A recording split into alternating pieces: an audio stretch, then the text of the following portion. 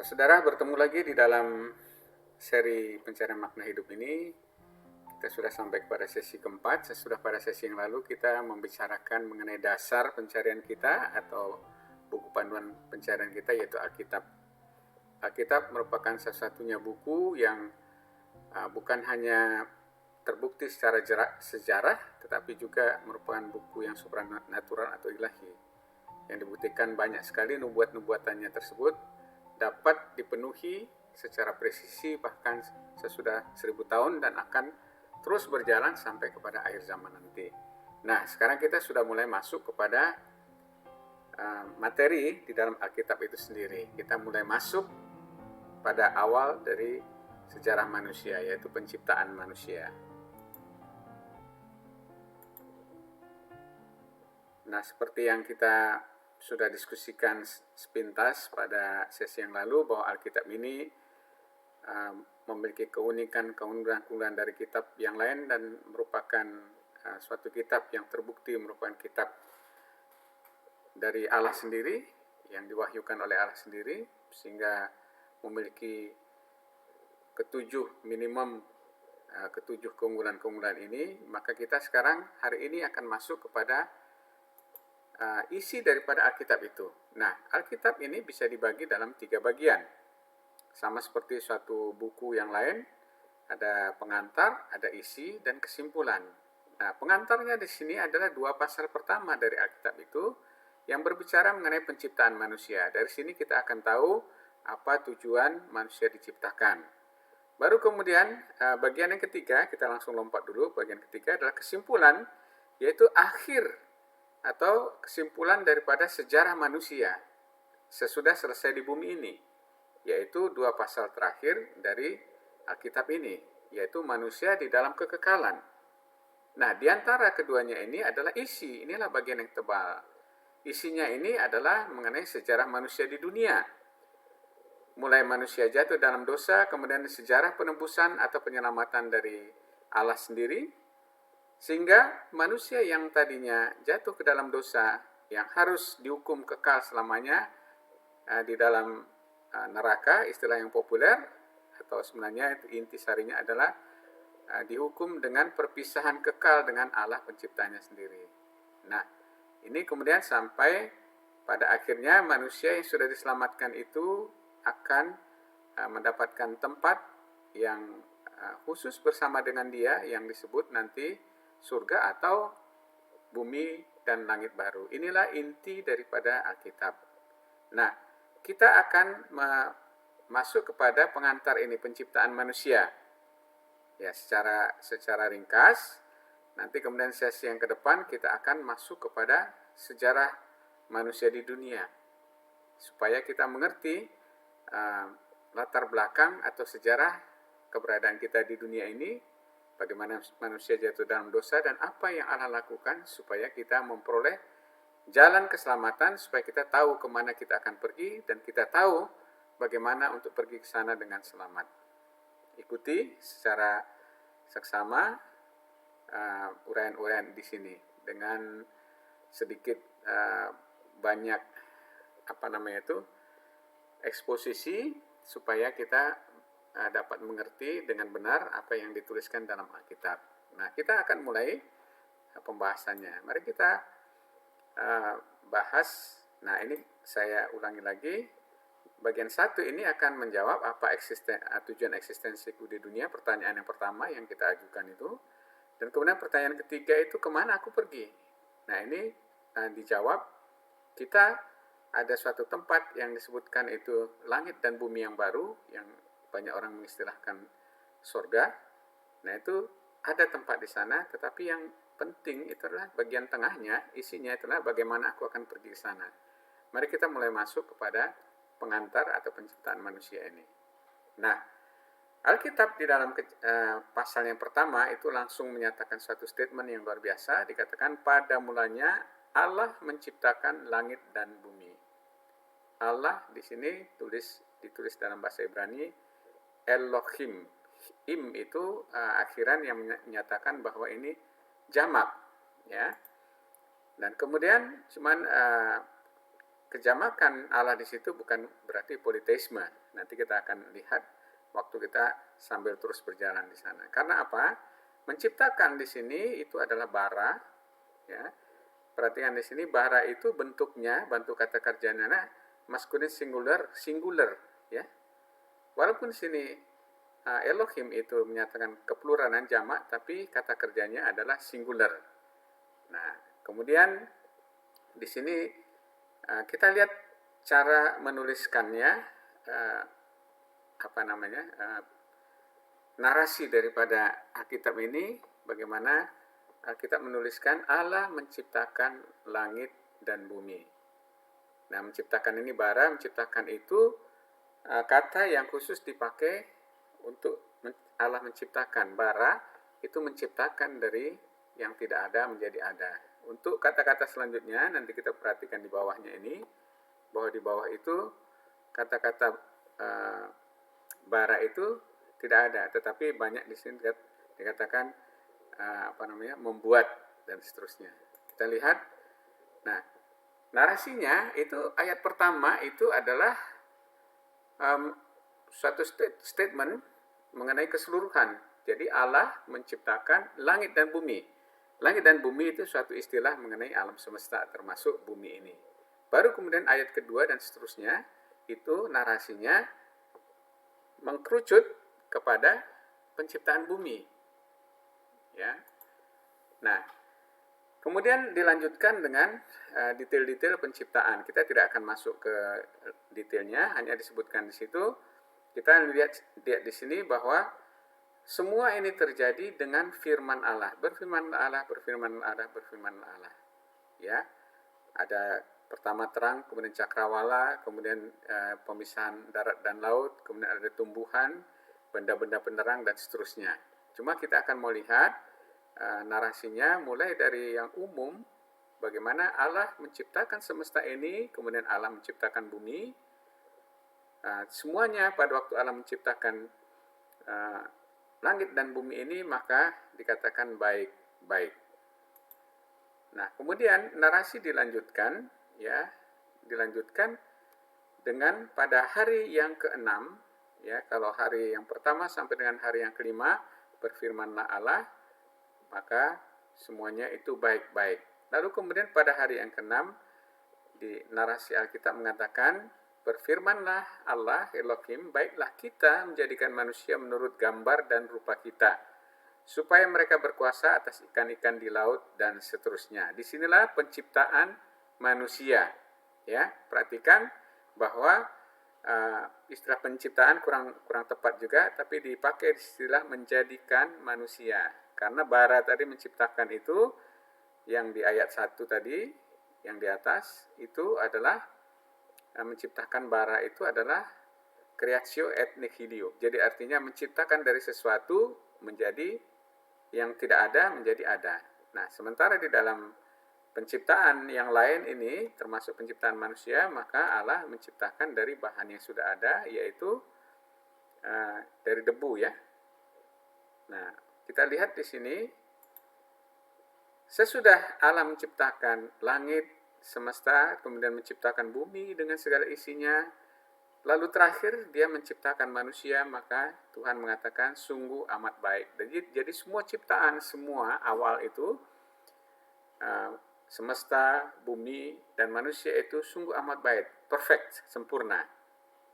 Ya.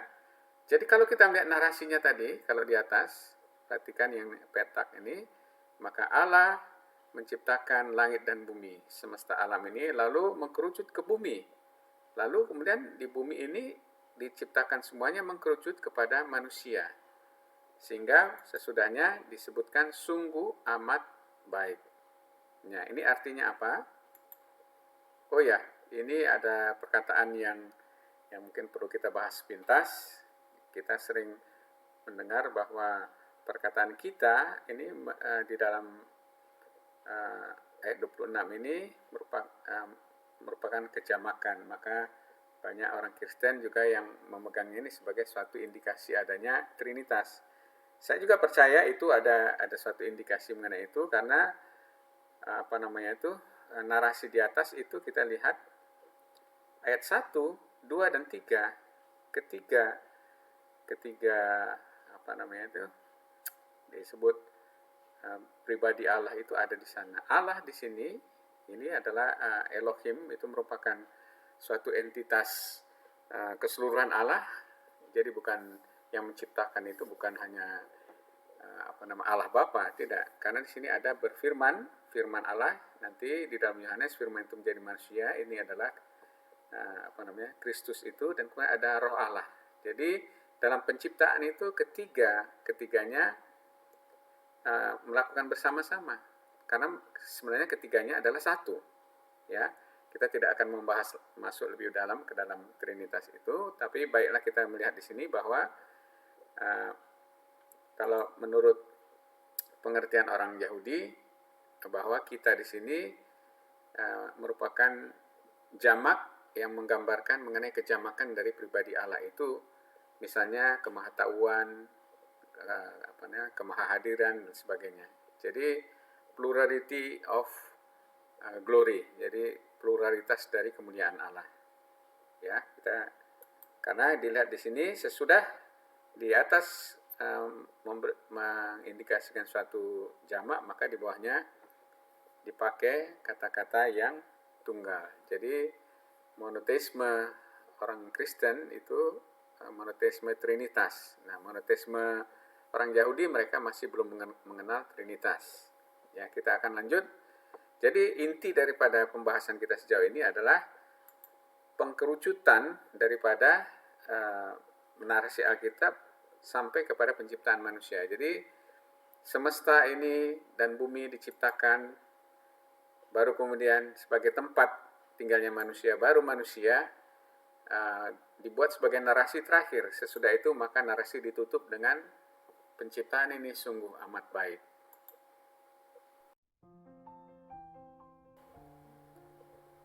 Nah, kemudian nanti kalau kita melihat ayat 28, maka di sini kita akan melihat tujuan penciptaan manusia. Pada saat Allah menciptakan manusia, dia memberikan suatu tujuan, dia memberikan suatu tugas, yaitu Allah berfirman kepada mereka, beranak cuculah dan bertambah banyak, penuhilah bumi dan taklukkanlah itu, berkuasalah atas ikan-ikan di laut dan burung-burung di udara dan atas segala binatang yang merayap di bumi.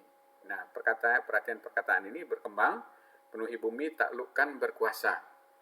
Nah, ini sebenarnya suatu kalimat atau kata-kata yang menggambarkan bahwa Allah itu ingin memberikan perwakilan kepada manusia untuk dapat mengelola ciptaannya dan juga memerintahnya. Karena perkataan taklukkan dan berkuasa itulah memerintah. Jadi inilah tujuan daripada penciptaan manusia, supaya manusia sebagai wakil Allah itu dapat memerintah dan mengelola ciptaannya. Itu sebelum manusia jatuh di dalam dosa. Ya. Nah, kita lihat sekarang, misalnya kita kalau melihat gunung, hutan dan sebagainya, itu segala isinya ini termasuk di dalam kekuasaan manusia. Ya, begitu juga semua hewan-hewan di darat, hewan-hewan di udara, hewan-hewan di laut, dan semua tanahnya, ini semua harus dikelola oleh manusia secara bertanggung jawab, termasuk misalnya sumber energi.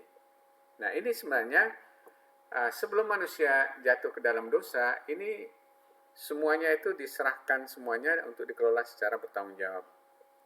Kenapa sekarang terjadi banyak perusakan hutan, banyak sekali perang, banyak sekali climate change, itu karena manusia sudah jatuh dalam dosa dan tidak dapat mengelola ciptaannya ini secara bertanggung jawab.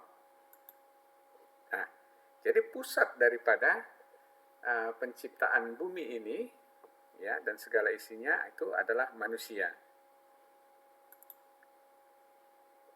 Nah, bagaimana manusia sanggup untuk melakukannya? Karena itu pekerjaan yang sangat sulit dan besar. Karena kalau melihat narasinya sebenarnya bukan hanya bumi ini saja, tapi sebenarnya Tuhan juga memberikan tanggung jawab untuk dapat mengeksplorasi ciptaan yang lain, termasuk eksplorasi ruang angkasa dan sebagainya.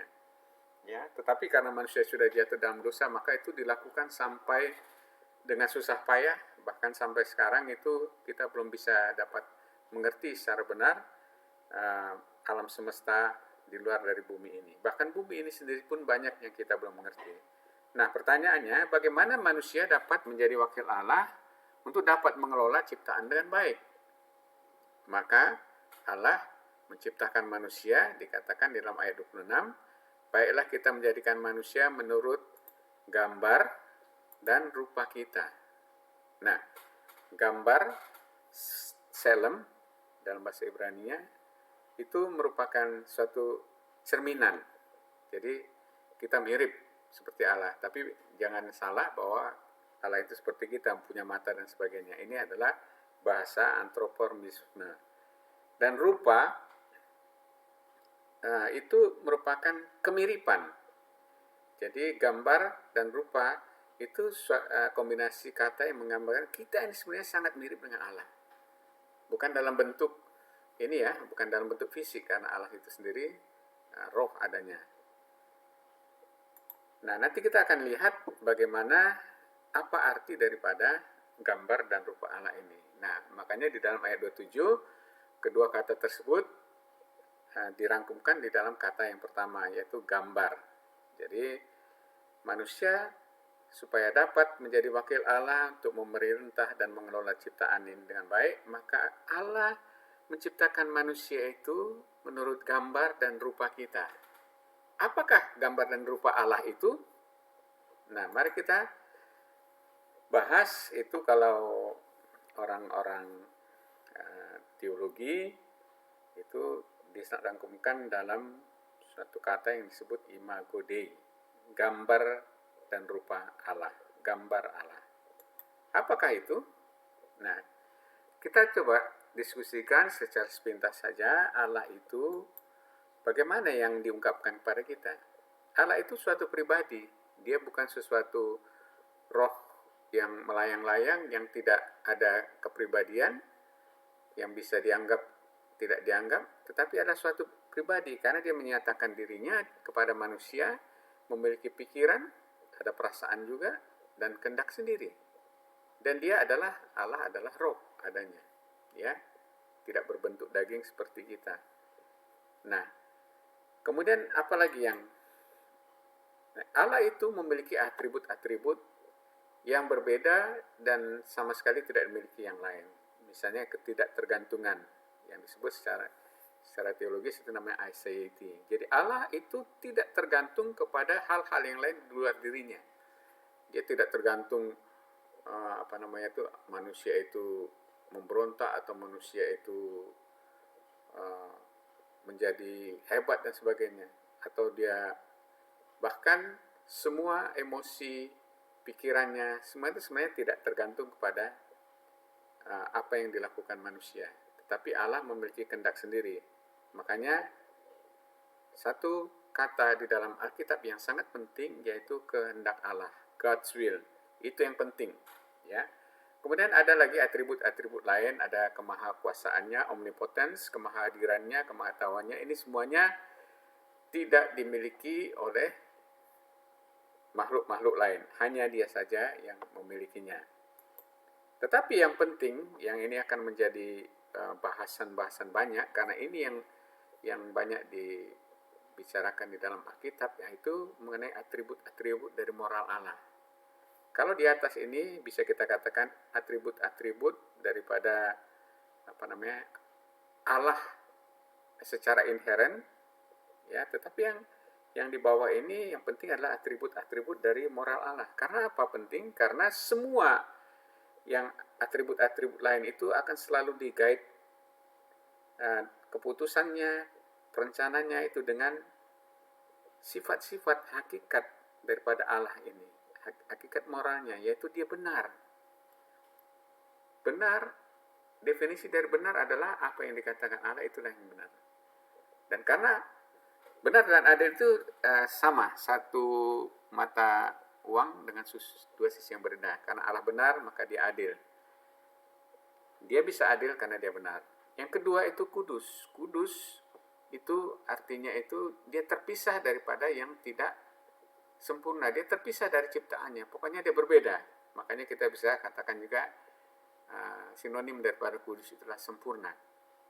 Nah, juga dia memiliki atribut moral yang sangat menonjol di dalam Alkitab, yaitu dia baik, Allah yang baik yang memberikan karunia kepada manusia. Dan ini dirangkumkan di dalam Perjanjian Baru sebagai suatu sifat yang disebut kasih. Nah, atribut-atribut moral Allah ini nanti akan membuat kita mengerti kenapa misalnya Allah itu harus menghukum dosa. Kenapa harus ada pengantara yang harus dihukum menggantikan manusia. Dan kenapa ada inkarnasi, harus ada inkarnasi. Nanti ada hubungannya dengan sifat-sifat hakikat daripada moral Allah ini. Dan manusia sebelum jatuh dalam dosa, maka manusia diciptakan menurut gambar dan rupa Allah. Coba kemiripannya kira-kira apa? Oh ya, sebelum itu semua sifat hakikat Allah yang inheren ini semuanya itu digabungkan dengan satu kata yang disebut kemuliaan Allah. Jadi sama seperti spektrum warna, ada merah, jingga, kuning, hijau, biru, nila, violet dan sebagainya itu digabungkan dalam, kalau disatukan itu kan menjadi suatu cahaya warna putih. Nah, seperti itu kira-kira. Semua atribut Allah ini kalau digabungkan dengan satu kata, maka kita bisa memakai perkataan itu kemuliaan Allah. Ya. Nah, manusia juga diciptakan sesuai gambar dan rupa Allah. Manusia itu juga suatu pribadi.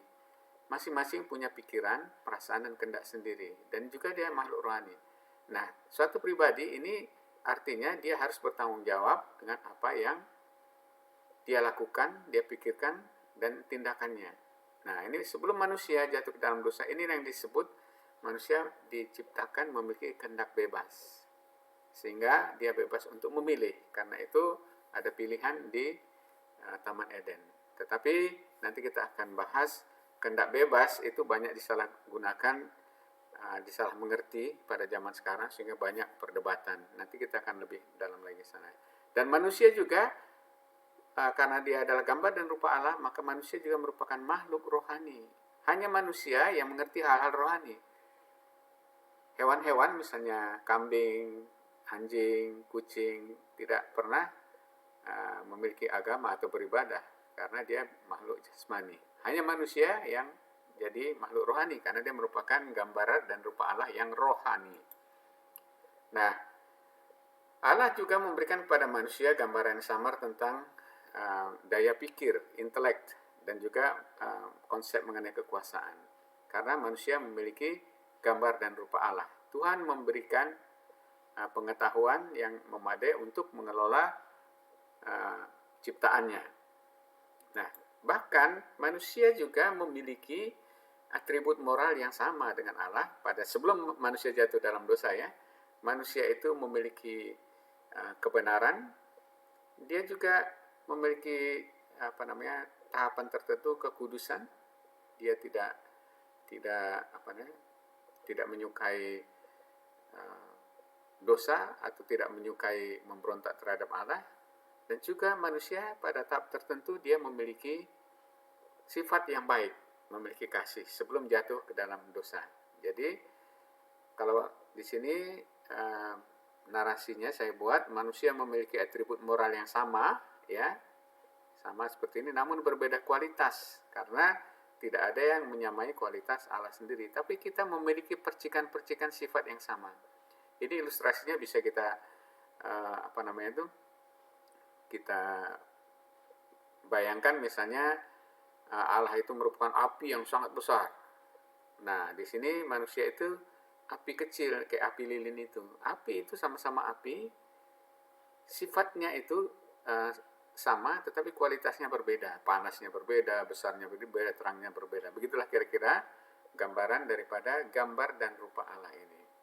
Nah, jadi manusia sebelum jatuh ke dalam dosa, maka dia memiliki kemiripan dengan Allah dalam bidang-bidang ini. Dia merupakan suatu pribadi yang memiliki pikiran, perasaan, dan kehendak sendiri. Dan juga dia merupakan makhluk rohani, di samping dia juga makhluk jasmani. Dan juga manusia memiliki kapasitas pengetahuan dan kemampuan untuk mengetahui kehendak Allah. Dan juga dia memiliki atribut-atribut moral yang sama dengan Allah, tetapi berbeda kualitasnya, yaitu manusia memiliki pengetahuan dan kemampuan, pengetahuan tentang kebenaran dan kemampuan untuk melakukan kebenaran. Manusia juga memiliki pengetahuan tentang kebaikan dan kemampuan untuk melakukan kebaikan. Manusia memiliki pengetahuan tentang yang suci dan murni dan kemampuan untuk melakukannya. Nah, inilah disebut manusia memiliki kemuliaan Allah. Jadi dia diciptakan menurut gambar dan rupa Allah. Manusia diberikan kemuliaan Allah yang sama sifatnya tetapi beda kualitasnya. Ini yang disebut manusia pertama, sebelum jatuh ke dalam dosa maka dia memiliki kemuliaan Allah.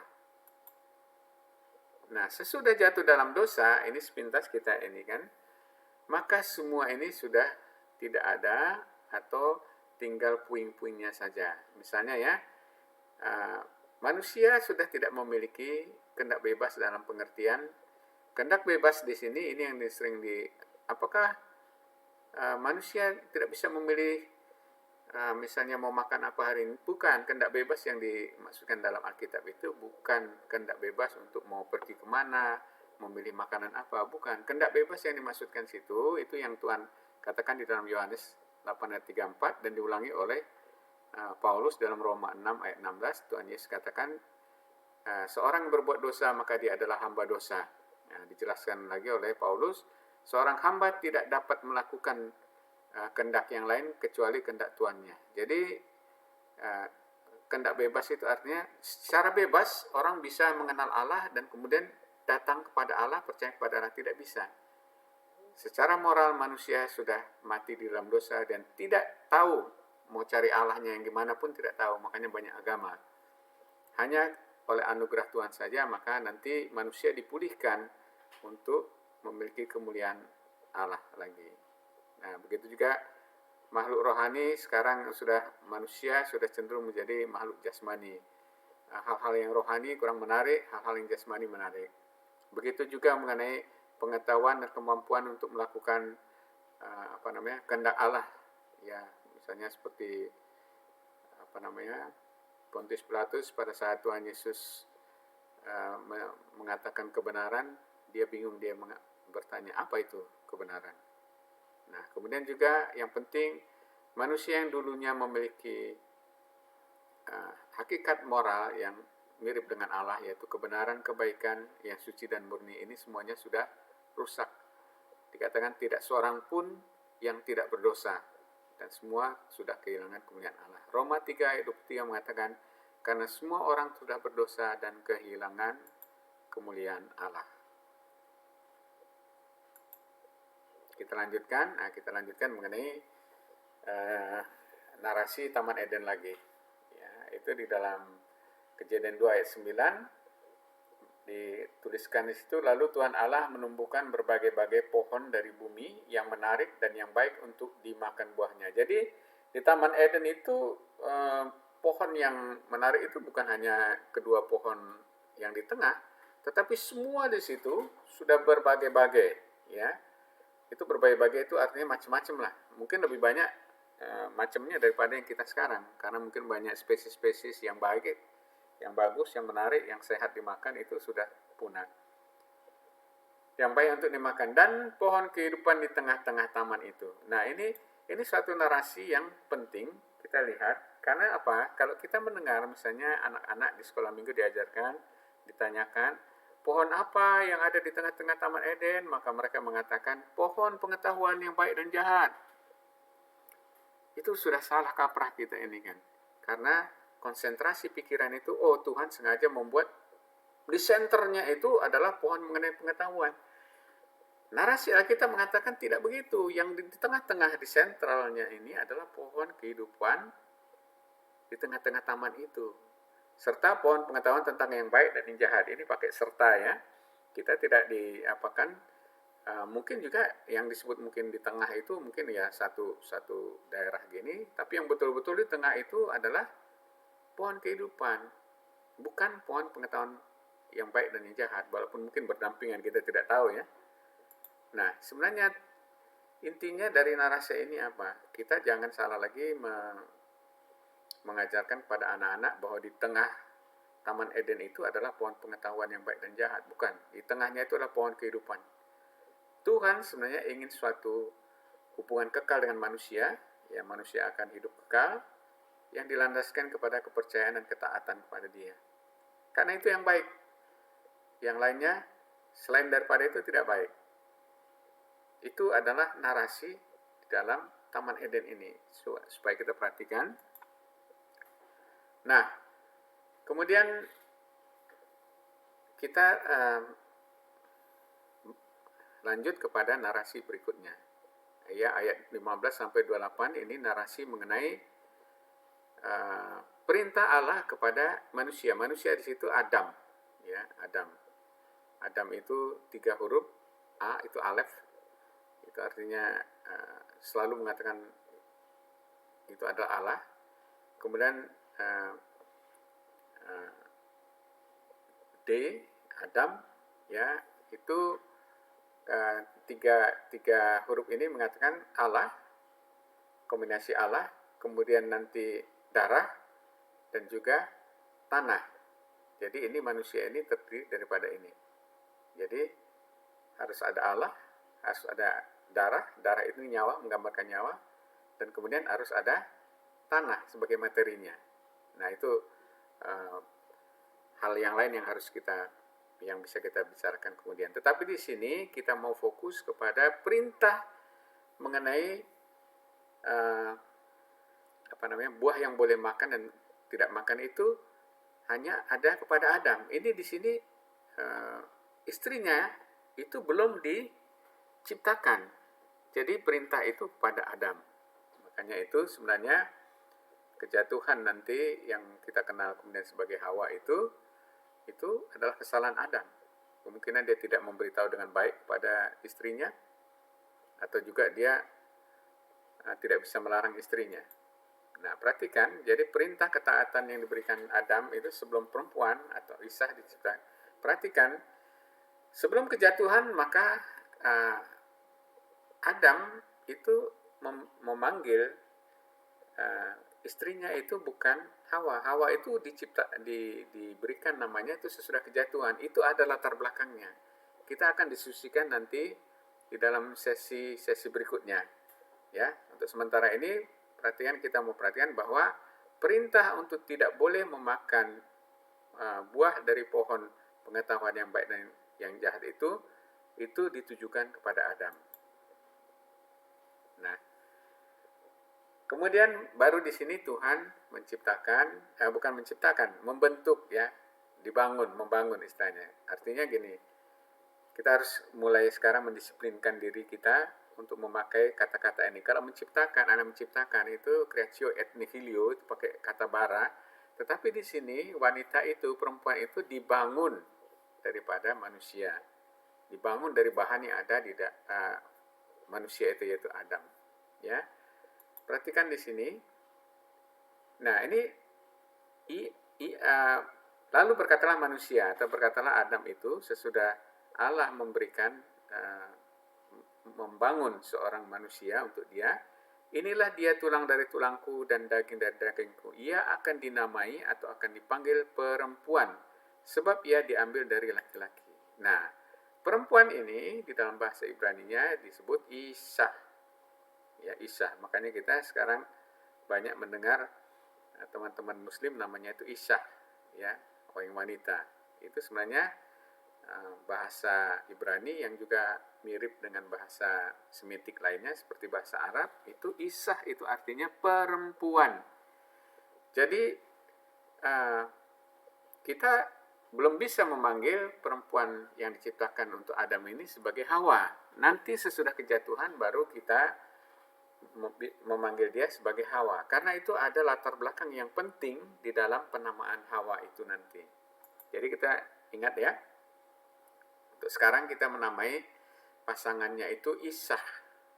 Jadi belum namanya Hawa, Isah. Karena Hawa itu atau Java itu ada artinya. Nanti akan bicarakan pada sesi berikutnya. Nah, ini kemudian narasinya dilanjutkan yang kepada Adam. Tuhan mengatakan, semua pohon, di dalam ayat 16 nih ya, semua pohon dalam taman ini boleh kau makan dengan bebas, tetapi pohon pengetahuan tentang yang baik dan yang jahat itu janganlah kau makan buahnya, sebab pada hari engkau memakannya, pastilah engkau mati. Perhatikan, pastilah itu artinya Allah ya tidak main-main. Kalau Allah sendiri mengatakan pasti, tapi kemudian tidak terjadi, berarti something wrong. Atau mungkin pemahaman kita terhadap pengertian mati itu yang salah. Nah, kita kemudian nanti akan lihat di dalam sesi berikutnya, dalam Kejadian 3, waktu kemudian Adam dan kemudian istrinya memakan itu, harusnya mereka mati dong pada hari itu. Tapi ternyata mereka nggak mati. Tetapi mereka diusir ya dari hadirat Allah, dari Taman Eden itu. Jadi arti ini kalau kita melihat mati di sini ya, itu pertama arti yang paling utama itu adalah arti rohaninya, bahwa mati itu adalah keterpisahan dengan Allah, sumber kehidupan atau pohon kehidupan mereka. Jadi manusia itu terpisah dari Allah. Ini adalah yang disebut kematian kekal. Baru kemudian akibat kematian rohani itu terjadilah kematian jasmani. Manusia betul-betul tubuhnya ini tidak bisa hidup selamanya. Nah, ini adalah suatu pengertian yang penting yang untuk dapat kita pegang. Jadi pengertian mati pada saat mereka memakan buah itu, maka mereka akan diusir dari hadirat Allah. Itulah keterpisahan dengan Allah, sumber atau pohon kehidupan mereka. Itulah arti mati di sini. Jadi mati secara rohani terpisah dari Allah selamanya, dan sesudah itu tubuhnya juga menjadi mati, menjadi kembali kepada tanah. Nah, untuk sekarang ini merupakan permulaan dari diskusi kita. Nanti pada saat kita membicarakan mengenai Kejadian 3, proto-evangelion, di situ akan lebih dalam lagi masuk, dan kita akan mengerti intisari dari kekristenan. Karena intisari kekristenan itu sebenarnya ada di dalam Kejadian 3. Mulai pengertian mengenai kejatuhan dalam dosa, kemudian janji Allah mengenai juru selamat, penebus, dan perantara, dan bagaimana itu dilembagakan di dalam seluruh ritual dari keturunan orang yang percaya kepada Allah, sampai datangnya pada Kristus, sampai penggenapannya, itu semuanya ada di sana. Sangat menarik Kejadian 3 itu, kita jangan lupa untuk mengikutinya nanti. Nah, ini hanya rangkuman saja supaya kita mendudukkan dasar-dasar yang penting untuk sesi-sesi selanjutnya. Jadi rangkuman yang pertama, pusat dari penciptaan dalam Alkitab adalah manusia. Sesudah Allah menciptakan langit dan bumi, kemudian Tuhan menciptakan bumi dan segala isinya, maka manusia itu diciptakan. Tujuan penciptaan manusia adalah sebagai wakil Allah di dunia ciptaannya, yaitu untuk menjadi wakil untuk mengelola, menaklukkan, atau menguasai ciptaannya. Nah, untuk dapat itu, maka manusia itu diciptakan, istilahnya itu sesuai dengan gambar dan rupa Allah, yang memiliki kemuliaan rohani. Ya, kemuliaan Allah maksudnya, kemuliaan Allah itu adalah gabungan dari semua sifat-sifat hakikat Allah. Tetapi manusia, walaupun memiliki rupa dan gambar Allah, karakteristiknya kemuliaan itu sama, tetapi kualitasnya tentu berbeda. Yaitu merupakan suatu pribadi rohani, mempunyai hakikat moral yang sama, yaitu baik, benar, dan kudus. Hakikat moral yang 3 ini penting sekali. Ini rangkuman mengenai pernyataan Allah di dalam seluruh Alkitab. Dari situ kita bisa menggolong-golongkan bahwa 3 hakikat moral Allah ini yang perlu kita perhatikan. Dan itu nanti di dalam surat Roma, Paulus menuliskan, itu dinyatakan atau dicerminkan oleh hukumnya sendiri. Ya, hukum Allah itu atau hukum Taurat itu adalah baik, benar, dan kudus. Ya.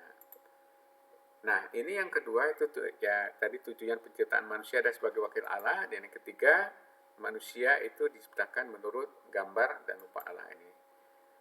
Nah, setelah kejatuhan, maka kita sudah bahas tadi manusia kehilangan kemuliaan Allah. Ya, jadi termasuk diantara yang penting kita harus mengerti bahwa sejak saat itu maka yang disebut kehendak bebas yang sering permasalahkan itu kehendak bebas secara rohani, secara moral, yaitu kemampuan untuk menolak dosa, kemampuan untuk mengenal dan mentaati Allah itu sudah tidak bisa lagi. Hanya oleh anugerah Allah maka kehendak bebas untuk dapat menolak dosa, kemudian mentaati, mengenal Allah itu dapat dikembalikan. Nah, kemudian kita juga sudah bahas bahwa pusat dari Taman Eden itu bukan pohon pengetahuan, tapi pohon mengenai kehidupan. Karena sebenarnya Allah ingin manusia memilih hubungan kekal dengannya berdasarkan ketaatan, kepercayaan, dan kasih kepadanya. Nah, sebelum kejatuhan, maka manusia menamai perempuan atau istrinya itu sebagai Isau atau sebagai perempuan. Belum dinamai Hawa. Nanti kita akan bahas di dalam sesi berikutnya. Nah, saudara, dalam sesi selanjutnya kita akan membahas mengenai narasi Kejadian 3 mengenai kejatuhan manusia dalam dosa dan proto-evangelion. Maaf, kalau di dalam bahasa Latinnya proto-evangelium. Proto itu artinya yang mula-mula, yang awal sekali. Evangelion itu Injil, berita baik. Jadi ternyata di dalam Kejadian 3 itu sudah dinyatakan Injil ya secara secara singkat tetapi jelas apa yang akan Allah lakukan untuk menyelamatkan manusia.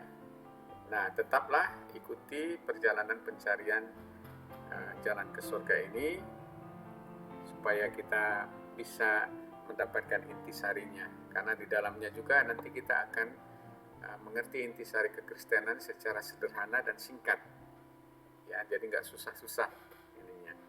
Terima kasih dan jangan lupa untuk sharekan dengan teman-teman sekalian. Tuhan memberkati.